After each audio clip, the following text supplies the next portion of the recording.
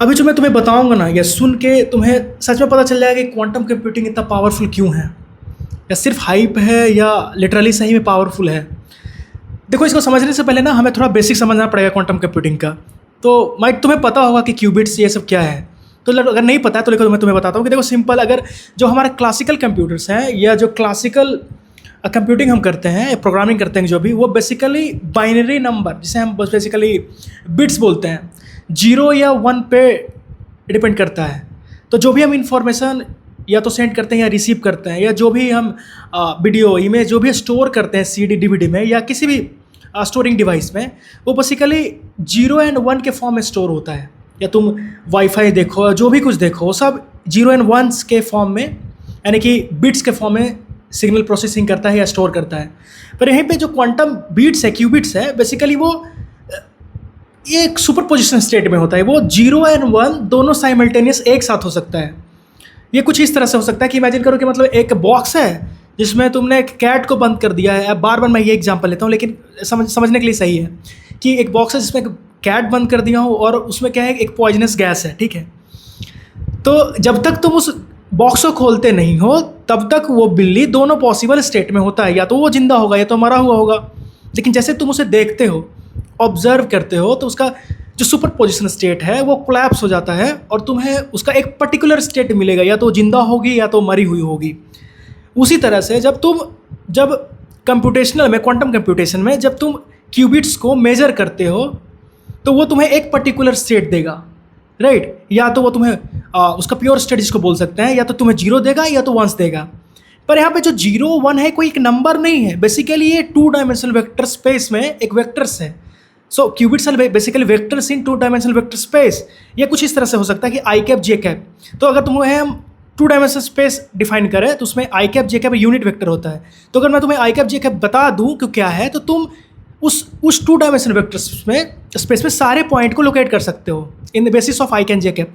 उसी तरह से क्वांटम कंप्यूटेशन में जो बेसिस लेते हैं हम लोग वो 0 एंड 1 लेते हैं। सो जीरोज जो होता है बेसिकली वो होता है, वेक्टर फॉर्म में लिखो तो 1 0, और जो 1 होता है वो 1 0 1 होता है, ठीक है। तो तुम ऐसा करके तुम ऑल पॉसिबल स्टेट को रिप्रेजेंट कर सकते हो, मतलब क्वांटम बिट्स के पॉसिबल स्टेट को रिप्रेजेंट कर सकते हो इन vector form for single bit.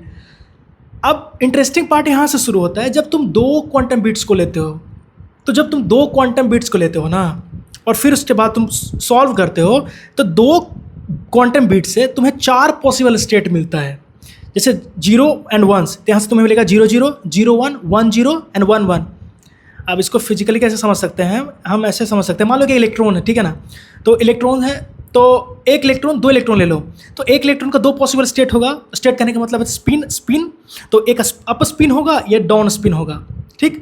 उसी तरह से दूसरा इलेक्ट्रॉन होगा, उसका भी 2 पॉसिबल स्टेट होगा, या तो अप स्पिन होगा या तो डाउन स्पिन होगा, बिल्कुल।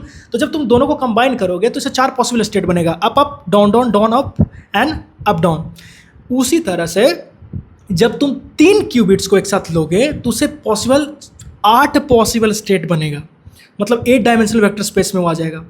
अगर सिंगल क्यूबिट है तो 2 डायमेंशनल वेक्टर स्पेस, 2 है तो 4 डायमेंशनल वेक्टर स्पेस। तो अगर तुम 3 क्यूबिट्स लेते हो बेसिकली 8 डायमेंशनल वेक्टर स्पेस बनेगा, एंड दैट्स व्हाट इंटरेस्टिंग। अब तुम सोचो कि मान लो कि 300 क्यूबिट्स है टोटल, तो नंबर ऑफ पॉसिबल स्टेट कितना बनेगा पता है? ये तुम्हारे स्क्रीन पे दिख रहा है इतना, मतलब 2 to the power 300 possible qubits बनेगा। ये पॉसिबल क्यूबिट्स का जो स्टेट है वो हमारे यूनिवर्स में एटम से भी ज़्यादा है। यानी कि अगर तुम सिंगल एटम को, मतलब पूरे यूनिवर्स के हर एक एटम को एक अगर मेमोरी मान लोगे ना, तो भी हमें पूरे पॉसिबल स्टेट को हम स्टोर नहीं कर पाएंगे। And that's for the power of quantum computing. इतना इंटरेस्टिंग, इतना पावरफुल है क्योंकि क्वांटम कंप्यूटर्स पैरेलली प्रोसेसिंग करता है। ये सिंगल एक बार में प्रोसेस नहीं करेगा, एक सिंगल बिट पे काम नहीं करता, मल्टीपल बिट्स पे काम करता है। तो तुम देख सकते हो कि जब तुम सिंगल क्वांटम बिट्स लिए तो उससे 2 पॉसिबल डायमेंशनल वेक्टर स्पेस बना, मतलब 2 पॉसिबल स्टेट बना। 2 लोगे तो 4 बनेगा, 4 लोगे तो कितना बनेगा 2 to the power 4 में, तो 16 बनेगा टोटल। तो ऐसे करके जब तुम 300 क्यूबिट्स लोगे तो total 2 to the power 300 possible state बनेगा, जिसे हम क्लासिकल कंप्यूटर बेसिकली अगर सारे यूनिवर्स के एटम्स को भी एक मेमोरी मान ले तो स्टोर नहीं कर सकता है। And that's what the power of quantum computing.